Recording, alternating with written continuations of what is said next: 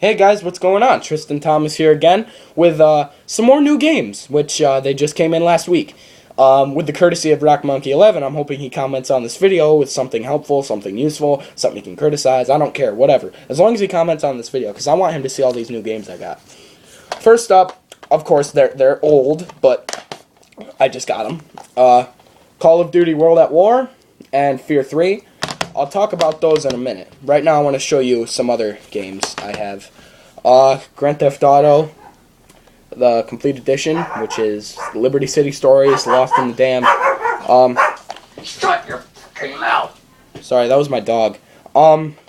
So, there's that. These three so far. Fear 3 and Call of Duty World at War. Oh, shut up. Hang on. Okay. So, next up we have, Dead Space and Dead Space 2. Now, these are also old. I did not get these last week. But I just wanted to talk about them for a split second. Shut your mouth before I come over there! I just wanted to talk about these two games. When I was a kid, I played Dead Space 1 for the first time, and I never beat it because it was hard and it was scary. I played it with the lights out, and it was pretty scary. Now, I made a video a long time ago called Top 7 Best Horror Games. That was before I knew anything about any of those video games. So just ignore that video.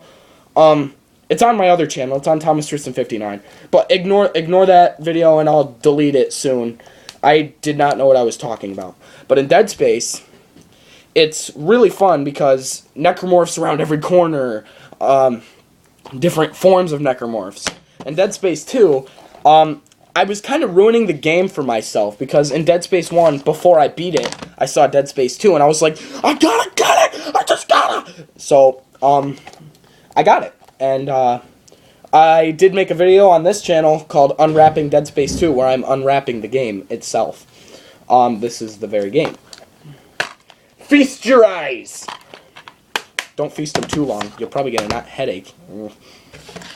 Next up, I wanted to take a long time to talk about this game. Resident Evil 6. Now, in the last video of me showing my new games, I said I would review this when I got it. Well, I got it. So, I just want to explain some of the downfalls about this game, and then I'll explain the upfalls. First downfall, infinite ammo doesn't work. Now, people have made videos on YouTube saying you have to join another player's match that has infinite ammo. And I'm thinking, well then how did they get infinite ammo? Like that's the complete question. Infinite ammo does not work on this. I don't know why. Maybe they'll update it. I don't know. Second downfall, the game is hard to maneuver. Like, yeah, it is easy to run and stuff like that. They made that a bit more maneuverable. But X to sprint, X to sprint. They could have at least made it L2 or something easy. I mean, come on, why not stick with Resident Evil 5? You hold the left thumbstick up and you hold square to run. That makes it a lot easier. That's what we're used to. We're not used to automatically running and you hold X when X is the main button. Third downfall. The number one problem, one of the number one problems I have with this game is the aiming. The aiming itself is horrible. It's so god-awful. I'm going to explain to you about it. Not long, though, because I don't have long. When you aim down your sight, if you wait a couple of seconds, it will sway back and forth, like so fast you can't even see what you're doing. Even with shotguns, even if you're at close range, you have to make sure the reticule is right on the target. If you want to do maximum damage, you have to make sure it's on the target. Get out of here, Tommy. So anyways, what? Tommy just shat his pants. But anyways... Wait. Tommy, I'm reviewing a game. Alright. See. So anyways, Resident Evil 6, and the fourth downfall. Not really a major downfall, but where is the magazine? How are you supposed to figure out how to... Well, you can go in the controller settings, but why? Why waste your time when you don't even know how to play the game? I guess the fifth and final downfall, the special infected. The infected themselves suck. The regenerators in this game, I don't remember what they're called. It starts with a D, I think, but they die. Well, of course, in Resident Evil 4 they died, but you needed a specific weapon. In this game, they die. Like you shoot them once with a strong weapon, they're dead. How lame is that?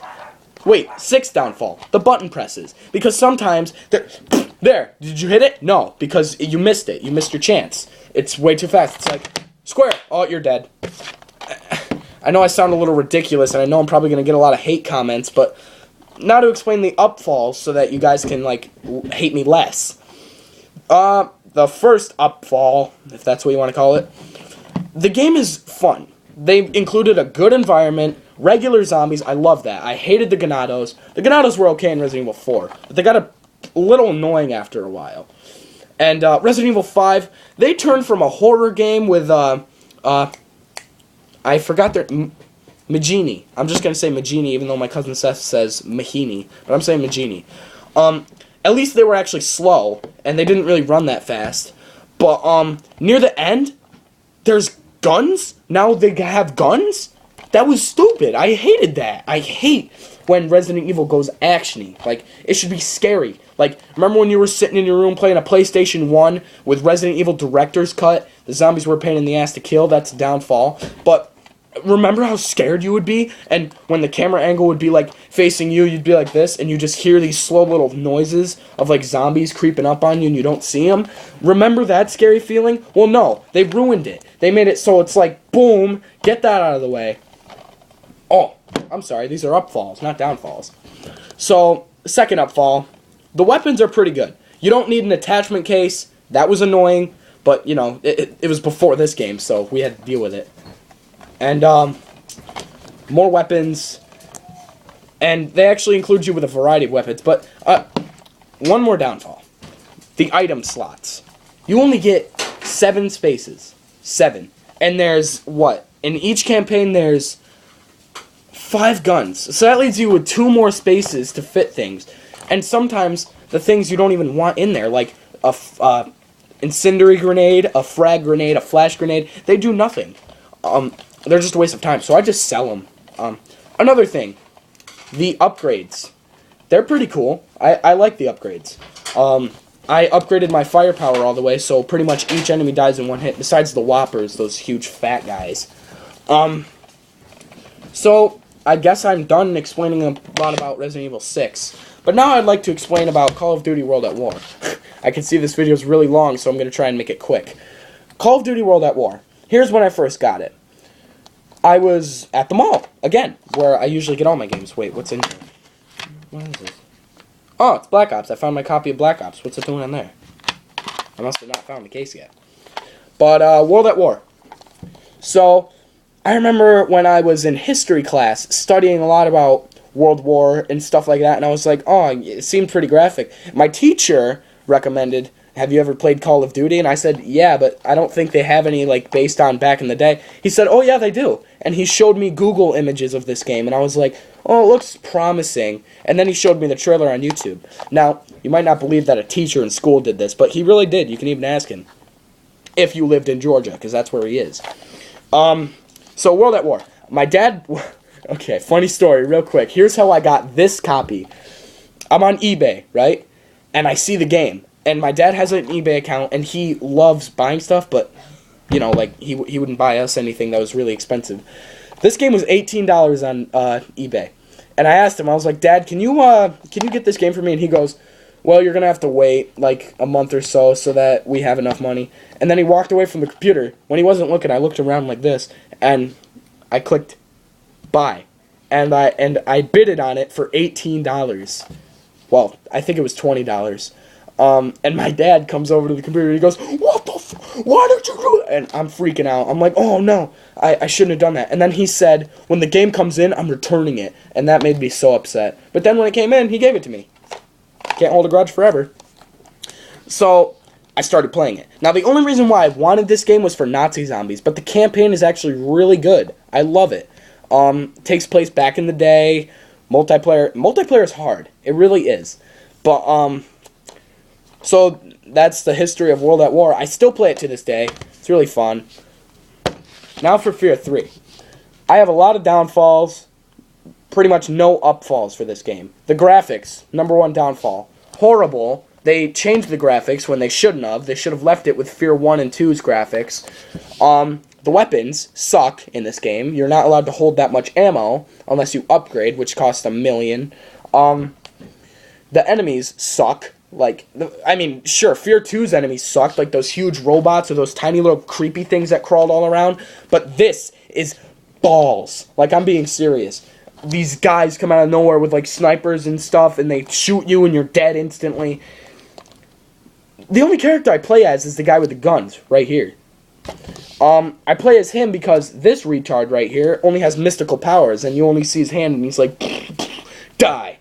It's boring. Wouldn't you rather be a guy with a gun instead of, like, having to run up your enemies as they're shooting you, and you just, like, and they're dead? I would rather shoot. Don't know about you, but... Another downfall. Well, I already explained the weapons. I'm not really sure what else. The storyline. Horrible. Because they changed it. Michael Beckett, I think his name is, he... Like, apparently they're killing him because he, I might not be completely accurate, but in case I'm not, correct me in the comments. But I'm just going to say what I think. So, Michael Beckett, I guess, is in this chamber, and they're holding him captive, because they said that they said that he raped Alma, but Alma raped him, apparently. It's confusing. So, that it's stupid, and you're playing as this guy. I don't know his name. They say his name in the game. I don't remember what it is, but so he's going to kill Michael Beckett, and at the end you end up killing him. Oh, I should have said spoiler. I'm so sorry. I'm not gonna tell you what happens at the end, but you do end up killing him. That's one part. Third downfall, unless I've already said it before, I lost track. I guess the environment. Like, there's not really much places to take cover, and it's so hard to maneuver. When you sprint, I hate these games. Borderlands 2 did this as well, and it just made me so mad. When you click the sprint button, you don't have to hold it down like in Call of Duty. You just let go and they automatically sprint, you know? And then when you click it again, they stop sprinting. But it's confusing because what if you're used to Call of Duty? You're holding down the left thumbstick, you're sprinting, and then you let go to turn around and shoot an enemy, and you're still sprinting, and they end up killing you. I hate that. I hate that about games. And Fear 3 did that, which they shouldn't have done. Man, I'm sorry this video was so long, but I'm just saying, like I was saying, I'm having a lot of technical difficulties here. Give me a sec.